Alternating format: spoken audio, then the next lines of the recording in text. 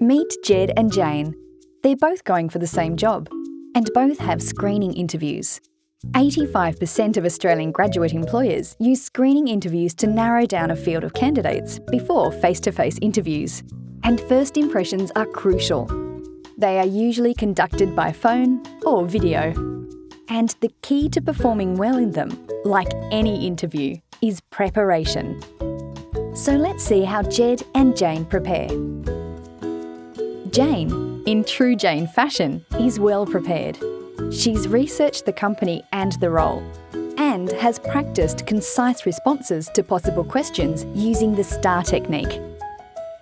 Jed, well, his prep is, yeah. So let's see how they handle the phone interview. Jane's considered her environment and has a professional voicemail set up, just in case she misses the call.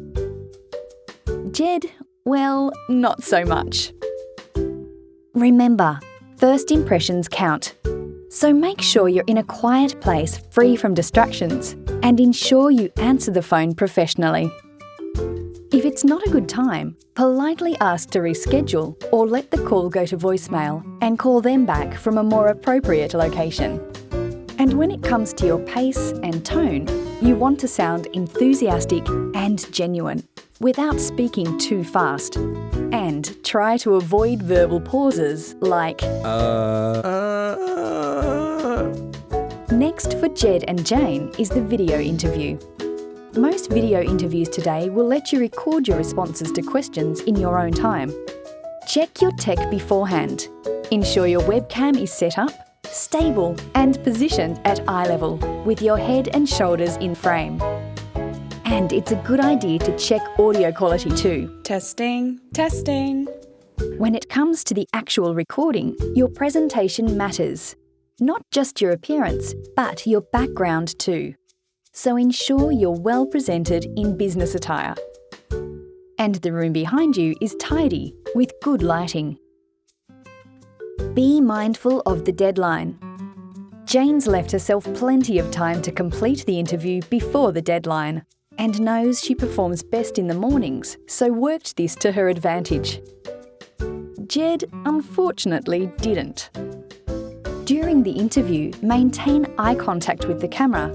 Try to relax and avoid any large gestures that might be distracting. Use STAR to structure your answers, and make sure to use recent and varied examples that are relevant to the question. And don't overscript or read your responses.